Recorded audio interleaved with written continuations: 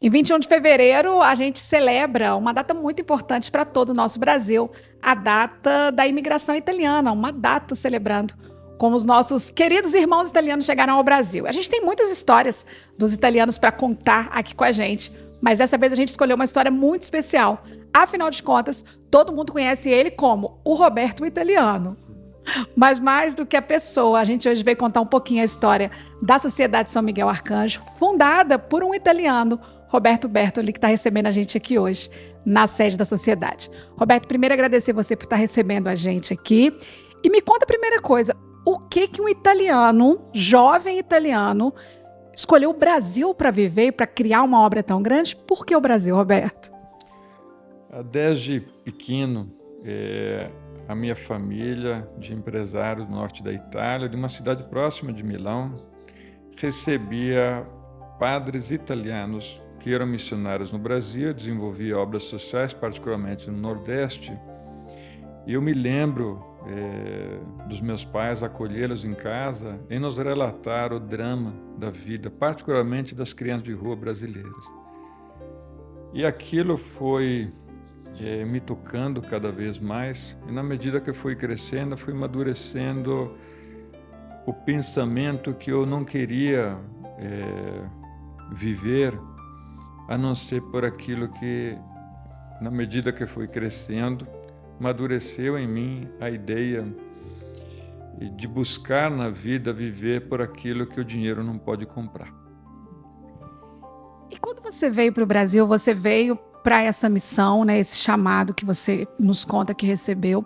Você imaginou que você formaria a sua vida, que a sua família teria essa história tão longínqua com o país? Ou a princípio era uma ideia, vou cumprir uma missão e volto? Quando meu pai se despediu de mim, eu tinha 21 anos, no aeroporto de Milão, ele me disse 3 coisas que acabaram se tornando 3 profecias.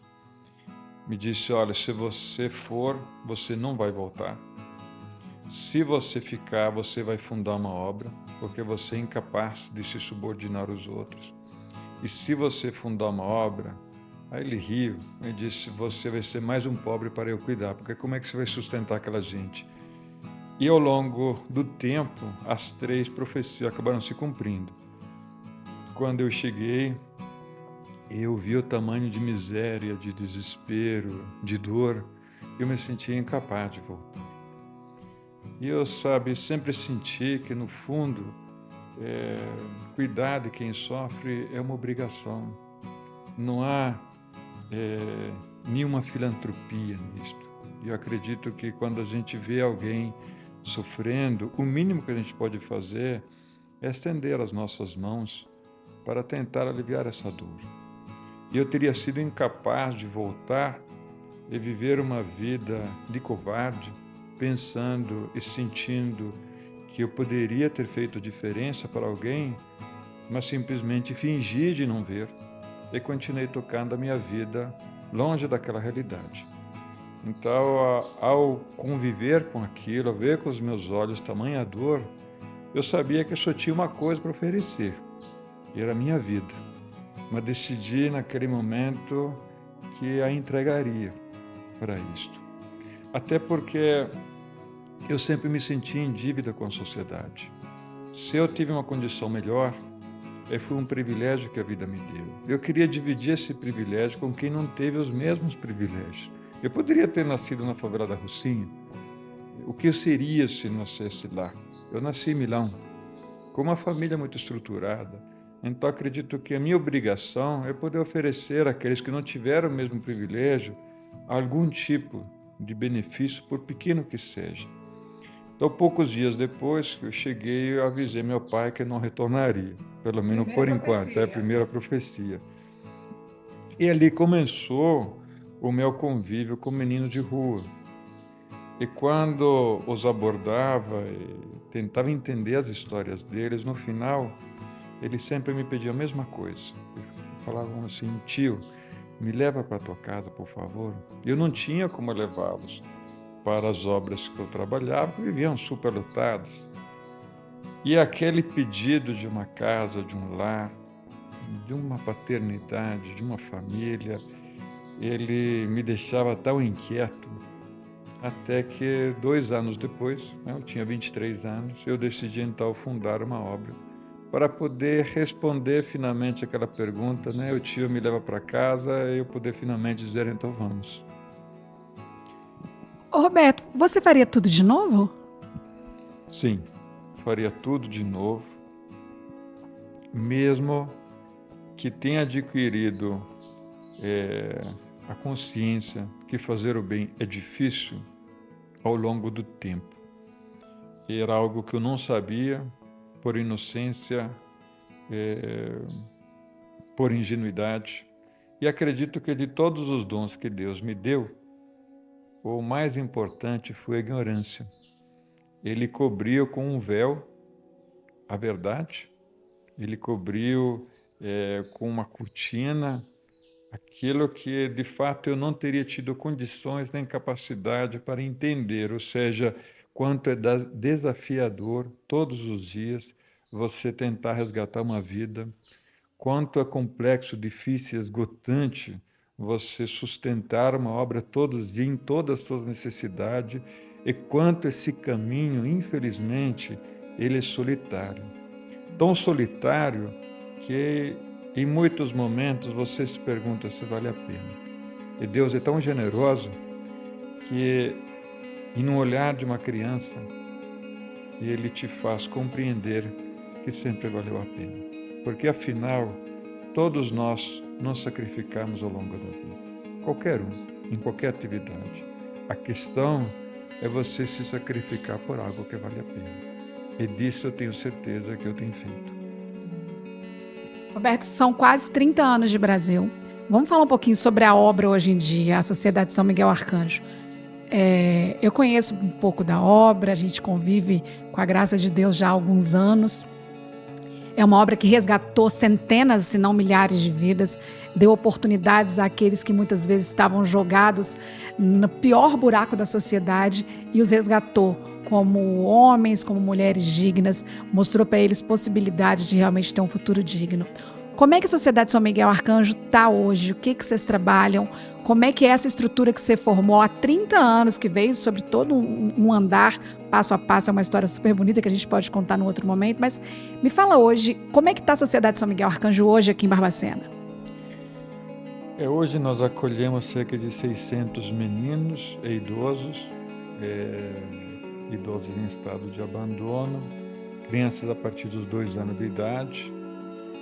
Mesmo que quando todos me perguntam, né, quantas crianças temos, quantas refeições temos, que efetivamente o número muitas vezes tenta definir o tamanho da obra, mas eu costumo dizer que nós temos um menino só. Porque se a gente não for capaz de olhar para cada um como se fosse único, nós não vamos conseguir resgatar. Então nós temos aqui centenas de crianças, trabalham aqui dentro cerca de 200 pessoas, entre os que trabalham na Sociedade São Miguel, e no Colégio São Francisco de Assis, que é o grande parceiro de toda essa obra, e dentro da Sociedade São Miguel estou construindo ao longo desses anos uma fábrica de produção de superalimentos destinado a combater a fome no Brasil e particularmente na África. É um projeto muito desafiador, foi uma tecnologia que eu desenvolvi ao longo dos anos que nos permite criar um alimento a partir de coproduto da cadeia da produção de alimentos. Essa fábrica, em pleno funcionamento, conseguirá produzir cerca de 400 mil alimentos por dia. E acredito que este ano será o ano que finalmente terminarei todas as obras e colocarei ela em funcionamento. A fábrica está em construção há vários anos, né, desde 2018. Mas faz parte, digamos, da história da Sociedade São Miguel Arcanjo, que sempre buscou como seu princípio amenizar a dor entre os mais pobres dos pobres. Roberto, eu sei que tem muitas histórias que permeiam esses seus 30 anos aqui, mas eu queria que você me contasse uma. Escolhe uma história que marcou sua vida, que marcou essa sociedade, Tem algum momento que marca seu coração quando você lembra dos seus 30 anos, daquele jovem de 21 anos que saiu da Itália com um desejo no coração para encontrar algo inesperado? Porque por mais que você visse ou soubesse os relatos, eu acho que você não imaginaria que você encontraria tantas coisas nesse país. Tem alguma história em específico que marcou seu coração? Acredito que todas as histórias são tão profundas e inesquecíveis.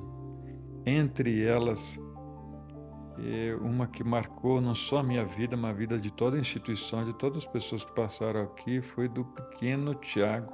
Pequeno, quando eu recebi, o pai abandonou a mãe no dia que o Tiago nasceu, e ela, com pouquíssimos recursos, ela foi parar na rodoviária de Barbacena pedindo esmola para poder comprar leite, porque ela não tinha leite no peito. E encontrou uma família que lhe deu assistência, mas esse desfecho, afinal, acabou sendo trágico. O Tiago acabou na rua, junto com ela, vivendo como andarilho. Até que um dia a polícia tirou esse menino da mãe e me entregou ele com 5 aninhos. E Tiago era tão apaixonado por mim, pela obra, desde pequeno. Na época nós estávamos em Antônio Carlos, que foi a primeira obra, e estava construindo o São Miguel, estava construindo a fazenda. Então todo dia eu passava algumas horas aqui na construção, e ele matava a aula, se escondia na traseira do meu carro, e aí fazia 2 curvas, e ele levantava a cabeça e falava: "Não me xinga não, por favor". E aí passávamos o dia juntos. E ele viu então a obra sendo construída. Um menino que viveu uma história belíssima de alegria, porque essa mãe, que afinal o perdeu quando era pequena, tentou revê-lo ainda alguns tempo depois, quando já estava hospedado na obra, mas ela estava bêbada, ele se envergonhou na frente dos meninos. E ela me contava, dona Sônia, que aquele dia que ele se negou de abraçá-la, ele entendeu naquele dia que o Tiago não quis abraçá-la, que o álcool tinha lhe tirado tudo, particularmente o filho, que era a única coisa que ela tinha. Então decidiu sozinha se afastar da bebida, se recuperou, e quando nós viemos morar no São Miguel, quando nós mudamos de lá para cá, ela alugou uma casa aqui pertinho para poder vê-lo todos os dias. E era tão belo, porque os dois resgataram essa vida familiar e esse amor materno e filial, que andavam de mão dada na rua. E ela me visitava todo sábado, ela vinha a pé aqui, exatamente nessa sala, vinha me visitar, ela sempre me falava 2 coisas. O senhor sabe que para mim é Deus no céu, o senhor na terra? Eu falei: dona Sônia, obrigado. Eu falei: tá, agora reza para mim. Eu falei: vamos rezar junto então? E aí ela ia embora. Até que um dia ela veio me visitar e me disse: você é pai do Tiago? Eu falei: eu sempre fui. Mas se me acontecer algo, você vai continuar sendo pai do Tiago? Eu falei: vou, sempre serei.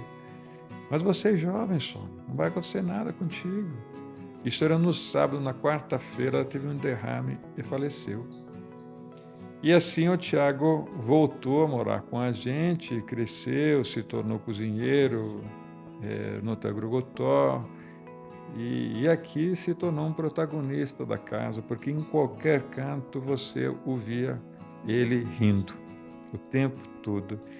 E na época eu sempre achava que o riso dele era excessivo, mas acho que a alma dele tinha tamanha leveza que ele não conseguia se entristecer por nada. E olha quantas dores que ele carregava dentro de si. E afinal, o desfecho pode ter sido trágico, porque ele casou, tinha 2 filhos, e em um acidente de carro morreu ele e toda a família, e inclusive a bebê pequenininha. E eu penso que existem 2 São Miguéis, o São Miguel que a gente vê e um São Miguel no céu, que permite essa obra funcionar, porque é o que leva os pedidos de todos, os meus, os das crianças, os de quem trabalha aqui, aos pés do nosso Senhor. Então acredito que Tiago se tornou um grande intercessor dessa obra, assim como foi meu pai, que logo no começo, quando fundei a obra, ele faleceu, deixou a minha mãe esse grande ônus de continuar ajudando, de continuar colaborando, que foi um compromisso extraordinário que minha mãe assumiu durante uma vida. E essa obra efetivamente vê só um lado, que enxerga o São Miguel, que vê o italiano, o Roberto, mas não vê o outro lado, que foi efetivamente meu pai e minha mãe, que a vida inteira foram quase exclusivamente o sustento de tudo isto. E meu pai, e aqui encerro, antes de falecer, poucos dias antes, ele foi fazer uma peregrinagem com minha mãe no Santuário de Lourdes. E passou a noite na gruta, depois ele passou muito mal, embarcaram ele de volta no avião e ali ele chegou e faleceu. E minha mãe lhe perguntou o que ele falou tanto para Nossa Senhora na gruta, né? Que passou a noite lá dentro. E ele disse, olha, de tudo que eu lhe disse, eu só quero te dizer uma coisa.